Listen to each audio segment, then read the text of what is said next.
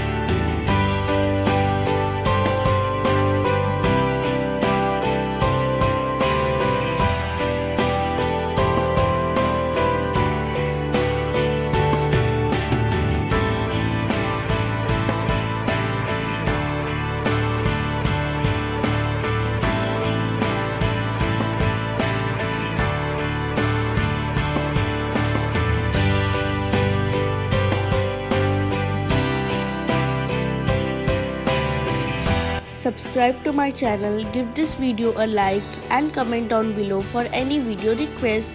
Stay home and stay safe. I will meet you soon in the next video.